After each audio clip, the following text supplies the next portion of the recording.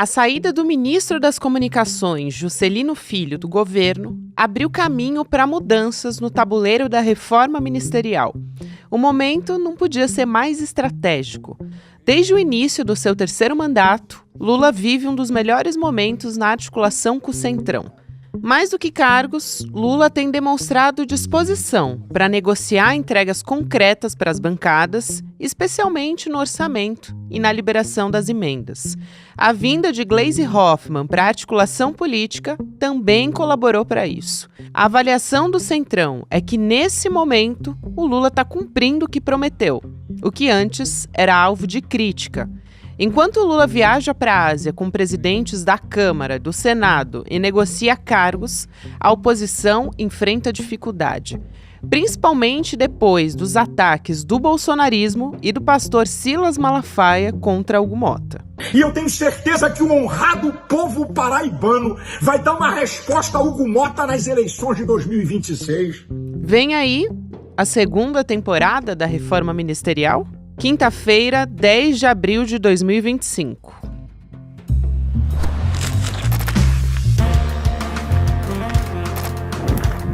Sou a Gabriela Varela, esse é o podcast e aqui mais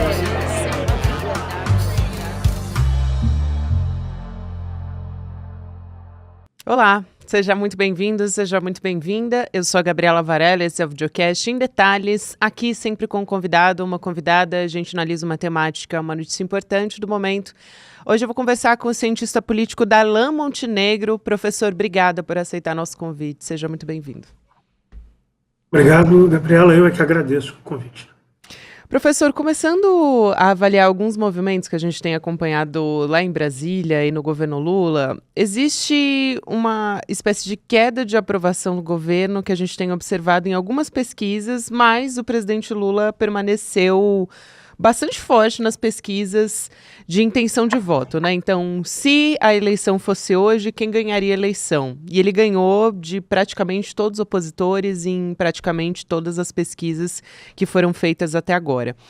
Nesse momento, no governo, pensando em todo esse contexto, a gente tem a saída de um ministro, o Juscelino Filho, por denúncia de corrupção. E aí ele negociou a saída dele muito rapidamente, mas abriu uma aceleração para uma reforma ministerial, para continuação, na verdade, né, professor? Porque a gente teve a entrada da Gleisi Hoffmann, também do Alexandre Padilha. Nesse cenário, como é que você avalia, como é que estão sendo conduzidas essas coisas todas? O presidente Lula está conseguindo fazer do limão uma limonada? Quer dizer, mitigou os estragos que poderia ter a saída de um ministro? Então, assim, esse cenário a gente tem que ser cuidadoso ao analisar. Sim. O cenário não é digamos assim, um céu de brigadeiro para o Lula. Afinal de contas, as pesquisas dos últimos meses, dos últimos 6 meses, aproximadamente, mostraram quedas significativas na popularidade do presidente, mas apesar disso, como você mesma registrou, o Lula continua favorito nas pesquisas. Significa também que não é um cenário desastroso. Assim. Se a gente tivesse que fazer, e eu acho que isso que eu vou falar agora é o elemento determinante para avaliar a possibilidade de reforma ministerial e da permanência do Centrão, do apoio do Centrão ao governo. O apoio do Centrão é sempre um apoio que requer muitas aspas, mas enfim, tem funcionado nesse momento. Eu vou falar o seguinte, assim, o Lula hoje seria, se eu tivesse que apostar, eu apostaria que o Lula é o favorito para ganhar no ano que vem. O problema é que tem muita coisa para ser jogada até o ano que vem, né? Então a gente não tem muita certeza do cenário, boa parte do cenário para o ano que vem ele irá derivar do arranjo internacional, né? Assim, a movimentação do Trump é uma movimentação que tende a ter muitas consequências para a economia no mundo inteiro. Então isso com certeza vai ter impacto no Brasil. Se tem impacto no Brasil, terá impacto sobre a popularidade do presidente em alguma medida, né? Mas assim, está todo mundo atirando, não, porque agora vai abrir possibilidades para o Brasil, porque as taxas isso, eu acho que ninguém sabe, na verdade. Porque a verdade é que o mundo não opera com um cenário desse tipo, assim, de restrição da circulação internacional de mercadorias há muito tempo. Então é difícil imaginar quais vão ser os impactos, em especial os impactos de curto prazo, né, os mais imediatos. Assim, nesse momento, o cenário se avizinha como um cenário favorável a disputa para o Lula, apesar da queda de popularidade. E por que apesar da queda de popularidade? Porque a disputa política no Brasil hoje ela é muito medida assim, pela rejeição. A rejeição é sempre importante, mas a rejeição hoje ela se tornou um fator muito mais determinante, em especial depois da ascensão do Bolsonaro, do bolsonarismo, do fascismo, vamos falar concretamente, e do bolsonarismo. Por quê? Porque o tamanho da rejeição ao Bolsonaro é tão gigantesco que muita gente que não votaria no Lula de maneira nenhuma em outras condições vai votar no Lula de qualquer maneira no ano que vem. Então, assim, nesse momento, eu diria que você pega as duas pesquisas, as últimas duas importantes, a Quest e o Datafolha, né?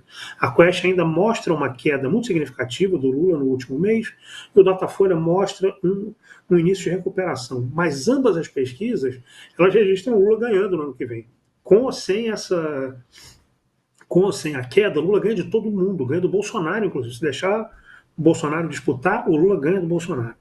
Eu diria que nesse momento, assim, dado o tamanho da queda que ele sofreu, e ele sofreu, não adianta brigar com as pesquisas.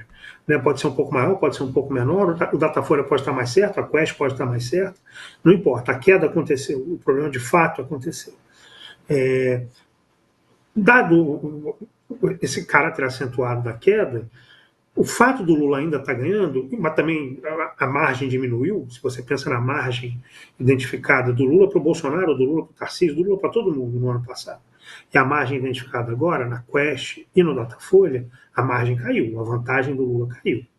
Se a popularidade do Lula continuar a cair, aí você pode entrar num cenário de reversão. Mas nesse momento, assim, as coisas parecem estar caminhando para algum nível de estabilização ou talvez de recuperação da popularidade do Lula. O que sinaliza que o Lula é favorito para o ano que vem. O que, para responder a sua pergunta, assim, mexe, é o fator determinante para a gente pensar em reforma ministerial, para a gente pensar na relação com o Centrão, para pensar em todo mundo, na relação com todo mundo. Por quê? Porque o que determina esse conjunto de relações é a perspectiva de poder. Pausa na conversa, 2 segundos, para você poder digitar no seu navegador em detalhesicl.com.br e ter acesso à nossa aula, que é a mais esperada todo ano, que é a do Investidor Mestre. Isso porque investir não é coisa de milionário e também não é coisa de liberal. Gente, todo mundo precisa aprender a como manejar o seu dinheiro com segurança, com rentabilidade. O Eduardo Moreira tem mais de 20 anos no mercado e explica pra gente todos os segredos no meio de um mundo caótico como esse que a gente está conversando aqui. A gente está falando de um cenário onde o Donald Trump está mexendo no tabuleiro e vendo bolsa derretendo todos os dias. Vamos entender melhor tudo isso, colocar a cabeça no lugar e poder visualizar esse cenário e entender, desvendar essa numeralha toda. Então, no dia 15, que é uma terça-feira, 8 horas da noite, você acompanha de graça essa aula. É só parar para poder colocar o seu e-mail, que você recebe todas as informações na sua caixa de entrada do e-mail. Vamos voltar para a nossa conversa? Excelente, professor. Tem vários pontos importantes aqui. Eu queria puxar justamente sobre a relação com o Centrão. A gente até falava aqui no ICL Notícias, né, conversando com outros jornalistas, avaliando todo esse cenário, quantas vezes a morte política de Lula foi decretada, né? Falando da relação com o Centrão, professor, a gente tem vários aspectos interessantes, movimentos interessantes acontecendo.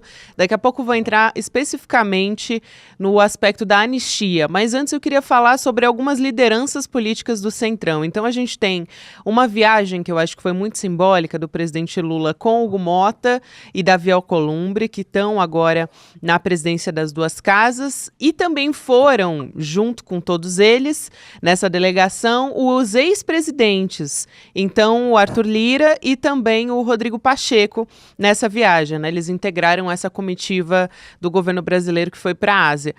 Foi uma sinalização importante para o Centrão, professor? Eu te pergunto se, para tentar emplacar outras pautas que são fundamentais para o Congresso, como, por exemplo, o projeto que prevê isenção no imposto de renda para até R$5.000, para quem recebe até R$5.000 por mês, enfim.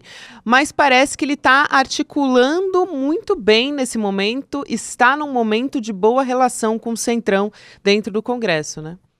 Mas a verdade é que existe uma transição na forma de comportamento do Centrão, que é uma transição que já se anuncia há muito tempo, que está presente desde o início do governo do Lula, mas tem a ver com o fato assim, o bolsonarismo, de uma maneira geral, ele não opera, tipo, nós queremos governar o Brasil. O Bolsonaro nunca governou o Brasil. O bolsonarismo ele é um movimento permanente. Né? Ele só existe enquanto movimento, ele não existe enquanto outra coisa que não seja um movimento político. Ele precisa de mobilização. E essa mobilização ela vai dando sinais já há algum tempo e cada vez mais de limitação, né?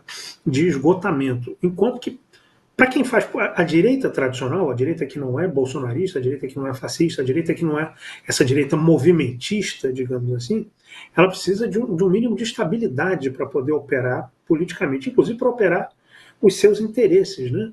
E, assim, se por um lado assim, as transformações operadas pelo Eduardo Cunha e pelo Arthur Lira, principalmente, com relação ao orçamento, limitaram a dependência do Congresso em relação ao governo, isso não significa que essa dependência desapareceu.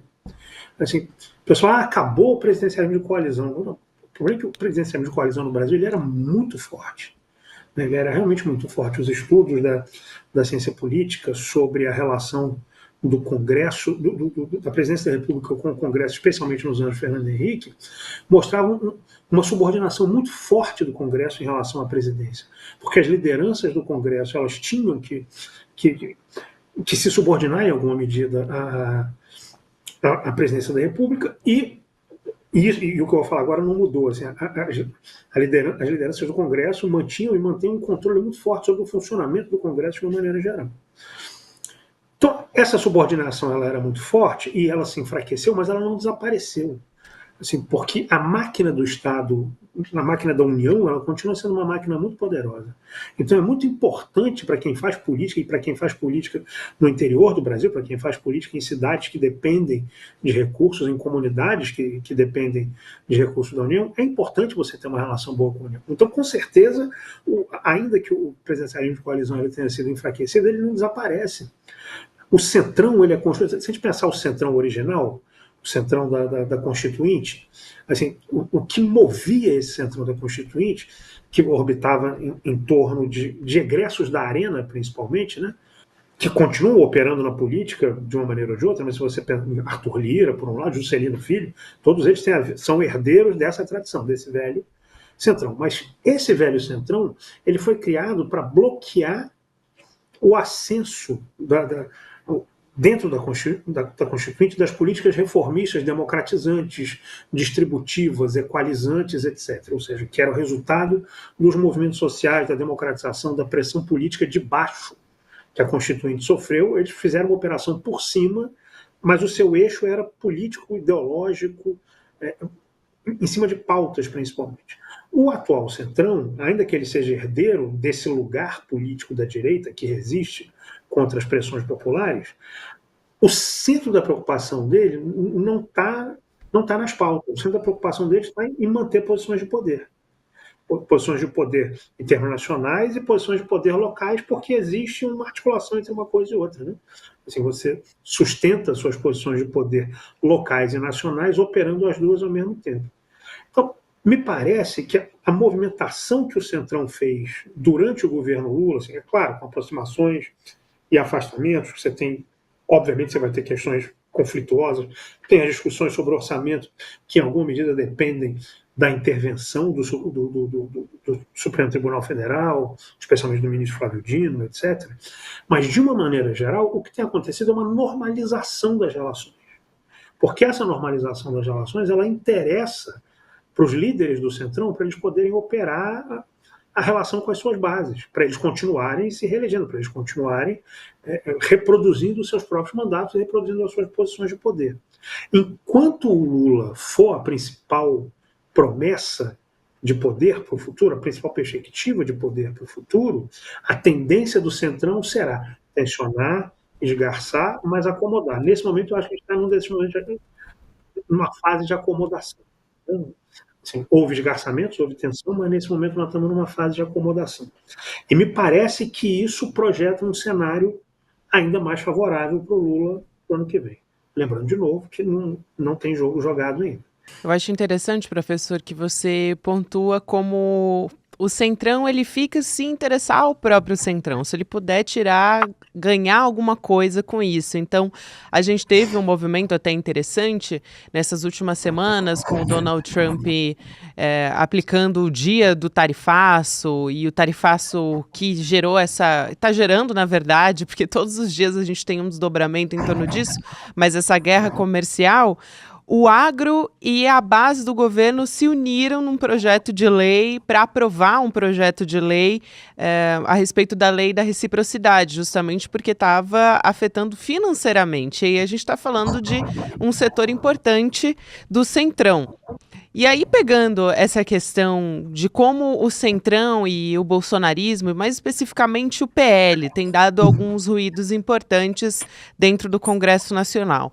Houve, então, entrando nesse ponto da anistia, né? Houve uma pressão, existe uma pressão muito grande por anistia e uma falta de vontade para o presidente da Câmara, o Hugo Mota, de pautar essa questão dentro da Câmara, da forma como o PL quer. Então, como é que isso começou a azedar a relação, vamos dizer assim? A gente teve o ato na Paulista em que os bolsonaristas atacaram diretamente o presidente da Câmara, o Hugo Mota, por conta disso, porque a pauta está travada. Eu achei uma estratégia até um pouco questionável, né? Você atacar diretamente, querer pressionar, o Hugo Mota sairia correndo, então, para pautar. Qual seria a impressão que ele deixaria na sociedade? Acho essa estratégia muito ruim, mas vamos lá. Quando é que deixou de ser vantajoso para o Centrão estar embarcado junto com o bolsonarismo nesse contexto que a gente está falando agora? Então, assim, essa pauta da anistia, ela é muito reveladora do que é o bolsonarismo de fato, assim, de como o bolsonarismo se mostra e o que ele é de fato. Assim, de fato, ele é um projeto de poder do Bolsonaro. Não é nada além disso. O Bolsonaro, inclusive, é um cara que já oscilou. Ele não oscila de maneira nenhuma com o que diz respeito ao autoritarismo, defesa da tortura, defesa total de respeito aos direitos humanos. Isso é uma coisa muito constante na trajetória dele, pena de morte, assassinato de supostos criminosos, etc. Isso está na bandido bom e bandido morto. Ele é muito coerente nisso. Mas na pauta econômica, por exemplo, Bolsonaro votava tudo contra o governo Fernando Henrique durante a década de 90. Contra todas as privatizações, desregulamentação da economia, abertura da economia, tudo isso ele era contra. Hoje ele é totalmente a favor disso. A favor, inclusive, das tarifas do Trump. Esse é um negócio de doido. E entra nesse cálculo. Né? O que não muda nunca é que o projeto dele é ele mesmo. Como é que a anistia entra nisso? No limite, o que ele quer com a anistia é garantir que ele possa ser candidato, ou pelo menos que ele não vai ser preso. Ser candidato, acho que ele já sabe que é muito difícil, mas pelo menos não ser preso e, quem sabe, ser candidato. Mas a anistia ela também funciona com aquilo que eu falei antes, ela é um instrumento de mobilização, ele precisa mobilizar o tempo inteiro, ele não existe enquanto ator político se ele não mobiliza, se ele não cria ameaça. E qual é o problema, assim, onde que está azedada a relação do Bolsonaro com o Centrão? O Bolsonaro só interessava para o Centrão assim, quando ele tinha poder, dava para negociar. Sem ter poder para negociar, sem fazer, por exemplo, o que ele fez com o Lira, ele entregou o governo para o Lira, né, e foi fazer campanha, né, durante 4 anos ele estava fazendo campanha pela reeleição, de fato. Assim, se ele não tem isso, se ele não tem esse poder para entregar, ele opera com medo. O único instrumento que o Bolsonaro tem, e que o Malafaia operou muito mal, como você registrou na última manifestação do Bolsonaro na Paulista, é o medo, é a pressão, é a chantagem. Por quê? Porque ele tem uma base, porque essa base se mobiliza nas redes sociais, porque ele opera na direção de queimar as lideranças da direita que não se submeterem à orientação dele, aos interesses dele, aos projetos dele. Nesse caso específico, nós estamos falando da anistia. O problema é que isso só é uma ameaça real enquanto o Bolsonaro for muito forte. Ele ainda é um candidato forte. Se ele fosse candidato a presidente, ele seria um candidato muito forte, competitivo, com chance de vitória a depender do cenário. mas ele já não é mais tão poderoso, tão forte, não tem tantas condições de ameaçar como ele ameaçava antes. Né? Assim, a força do Bolsonaro ela foi se exaurindo. A anistia não interessa.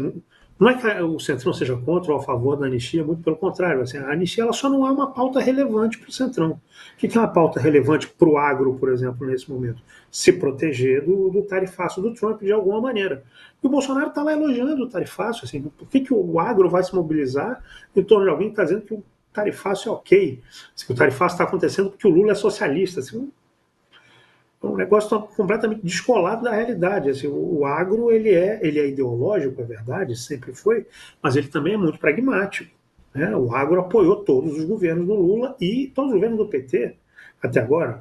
Assim, se não o agro todo, frações muito importantes do agro apoiaram governos petistas, estiveram presentes no governo petista. Eu diria que aquele que teve menos apoio ou que está tendo, ou estava tendo menos apoio do agro até agora, era exatamente esse governo, porque a polarização foi longe demais, que a radicalização foi longe demais, e o agro estava muito alinhado com o Bolsonaro.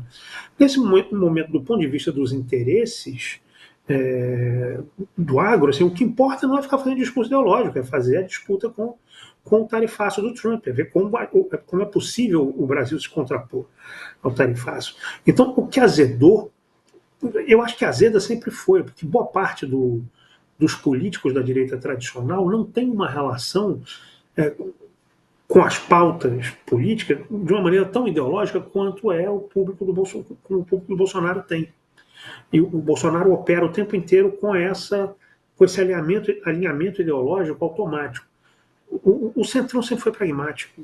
Sempre foi pragmático. Isso. Eles operam em cima de interesses, eles não operam em cima de ideologias, especialmente o Centrão mais recente. O Centrão mais recente é muito pragmático. Então, à medida que o Bolsonaro não tem nada para oferecer, ou tem muito pouco para oferecer, o Centrão diz, não, eu vou atrás de onde eu consigo garantir meus interesses eleitorais, os interesses econômicos da base social que me apoia, por exemplo, o agro, né? Que não apenas apoia, mas compõe uma parte significativa do Centrão. Então, assim, essa é a movimentação. A situação é muito ruim para o Bolsonaro hoje, tanto que ele teve que recuar em relação a essa pauta da anistia. Né? Ele foi no sentido de uma pressão grande, de ameaças, né, a Hugo Mota, mas não apenas, é um cenário geral de amedrontamento, que é como o Bolsonaro opera politicamente, mas ele percebeu que ele não tem bala na agulha mais para fazer isso. Teve o próprio julgamento do Bolsonaro também, Bolsonaro virando réu, acho que tem um peso importante. Aí vai o próprio Malafaia. Sim, assim, eu acho que isso, inclusive, complementa. Assim, por que o Malafaia deu esse passo em falso? Porque eu concordo com você, foi uma tática equivocada, assim, não fazia sentido. A questão é que eles estão desesperados. Né? Eles já estão no terreno do desespero. Assim, o cenário para o Bolsonaro é um cenário de futuro muito ruim. Né? Talvez a liderança mais importante da extrema-direita depois do Bolsonaro, o Malafaia, porque o Malafaia é uma referência importante para os evangélicos que se tornaram, não sei se permanecerão, mas se tornaram, ao menos por enquanto, parte do esteio, ou a parte mais significativa do esteio dessa extrema-direita. Assim, para o Malafaia, assim, a queda do Bolsonaro ela é muito significativa. Muito importante, professor, todas as observações que você fez aqui, complementando a respeito de público da anistia, a gente teve cerca de 45 mil, segundo o monitoramento que a USP faz sempre, o que não é um número desprezível, tá? Eu acho que muita gente tem avaliado que foi fraco, eu acho que não, é um número importante, ainda que seja menor do que nas manifestações anteriores. Então, talvez, assim, questionável, o bolsonarismo, o Bolsonaro está mobilizando menos, a anistia realmente é um assunto que não mobiliza muito, as pesquisas mostram isso, que as pessoas não engajam quando tem uma anistia, e muitas que votaram no próprio Bolsonaro também não concordam com a anistia. Mas, ainda assim, sim mobiliza bastante gente, né? Agora, tem um outro aspecto dessa história do Hugo Motta, que é o seguinte, eu quero te ouvir para a gente fechar essa conversa. Tem a relação com o governo Lula, que a gente já falou, que tem sido construída, e nessa balança também pode ser importante para não querer pautar, apesar de já ter sido, na fala do Hugo Motta no passado, a gente não pode esquecer, ele já deu entrevista dizendo, não foi tudo isso, não tinha um líder, foi uma bagunça o 8 de janeiro, então já relativizou bastante o 8 de janeiro, Hugo Motta. Mas tem o Supremo Tribunal Federal também nessa equação dele, né? O Supremo Tribunal Federal está apanhando em praça pública dos bolsonaristas e o Hugo Motta tem entregado, ao mesmo tempo, projetos sinalizando para o STF que quer dialogar, que não quer criar uma crise institucional, é o que o Hugo Motta tem dito publicamente, né? O Bolsonaro ele não foi derrotado. Vou voltar lá atrás na conversa sobre a morte ou não do Lula. Se o Lula tivesse permanecido preso, a situação estaria vivendo uma situação completamente diferente. Assim, uma das razões pelas quais o Lula foi solto, você tem a Vaza Jato, que foi muito importante, que ajudou a preparar o terreno no Supremo, mas o tipo de ofensiva que o bolsonarismo desencadeou em relação ao Supremo provocou uma reação institucional. Tem muita gente que está tratando, inclusive o Fernando Limonge, que é um cientista político muito importante, com o qual eu concordo bastante muitas vezes, ele está dizendo que o Supremo está se comportando como um partido político. Eu acho que não é tão simples. O problema é que a partir da ascensão do bolsonarismo se desencadeou uma ofensiva institucional contra o Supremo. A presidência do Bolsonaro era uma presidência cheia de medidas de caráter absolutamente ilegal, inconstitucional. Assim, e o Supremo se posicionou como elemento de resistência contra isso, de emparedamento das pressões que a gente já poderia chamar de pressões golpistas do Bolsonaro. Que o Bolsonaro tentava governar como um presidente de pronunciamento, né? um presidente de estado de exceção, assim, entregando a economia para o Centrão, para o Congresso, que é um negócio de doido, mas operando em diversos outros terrenos, assim, no sentido de esvaziar o Supremo. Assim, quando o Supremo começa a recuar em relação à questão do Lula e a enfrentar o bolsonarismo, o Supremo está movido por isso, assim, pela preservação do seu lugar no edifício institucional construído na Nova República, separação de poderes, Constituição de 88, piriri pororó. O Congresso, ele tinha saído o Congresso estava num lugar, digamos assim, pouco definido durante o governo Bolsonaro, porque ao mesmo tempo o Bolsonaro empoderava o Congresso, mas também se empoderava como um ator potencialmente superior ao Congresso também.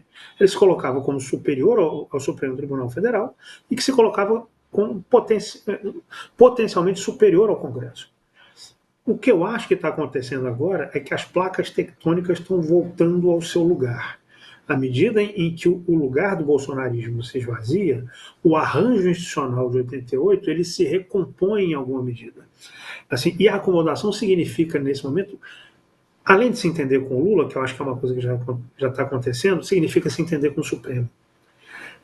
Estabelecer um modus vivendi com o Supremo que recoloque, de alguma forma, essa relação institucional das três forças, dos três poderes, do Executivo, do Legislativo e do Judiciário. O Bolsonaro tinha perturbado essa relação. É claro que não foi só o Bolsonaro, né? Assim, a movimentação do Eduardo Cunha, a movimentação do Arthur Lira para fortalecer o Congresso e esvaziar os poderes do governo federal, elas, obviamente, também influíram nesse processo de esgarçamento. Mas o elemento determinante foi o Bolsonaro. A saída do Bolsonaro ela permite que as tensões produzidas no último período elas sejam resolvidas de maneira mais institucional, digamos assim. E eu acho que é nesse caminho que o Motta parece estar trilhando nesse momento. Professor, quero muito agradecer a sua presença aqui. Foi muito bom para a gente conseguir colocar uma lupa em tudo que está acontecendo lá em Brasília. Um abraço, seja muito bem-vindo sempre. Eu que agradeço o convite e estou à disposição. Um abraço. Até uma próxima. Obrigada também você que me acompanhou até aqui. Agora tem o Mercado Investimentos. Na sequência tem o Rolê ICL e você pode ouvir um em detalhes nas plataformas de áudio em qualquer momento do seu dia. Até amanhã. Você sabe qual foi uma das notícias que mais chocou todo mundo que eu conheço dos últimos meses? Aquela que dizia que 95% das previsões dos analistas de mercado em relação à economia foram erradas. Para mim isso não é novidade nenhuma, né? Passei mais de 20 anos no mercado financeiro e eu sei que a maior parte das indicações, das previsões, são feitas para fazer com que as pessoas comprem determinados produtos ou invistam em determinadas coisas que são lucrativas para os bancos. Os bancos estão muito preocupados em acertar, não. Mas a gente aqui está preocupado com isso. Nos últimos anos, a gente acertou mais do que todo mundo nas previsões que a gente fez. E para isso, a gente precisa de ciência e de independência. E o que quer dizer essa independência? Quer dizer que a nossa maior preocupação é que você aprenda e não que a gente ganhe dinheiro com o que você vai fazer de investimento. Eu preparei uma aula absolutamente democrática e revolucionária. Em menos de uma hora, eu vou ensinar a você todo o básico do mundo dos investimentos e das finanças. Pode chamar todo mundo de casa para assistir, que todo mundo vai poder aproveitar essa aula. Vai acontecer no dia 15 de abril, uma terça-feira, às 8 horas da noite. Assiste a aula comigo, se divirta com a aula e nunca mais caia nessas armadilhas dos bancos e das corretoras.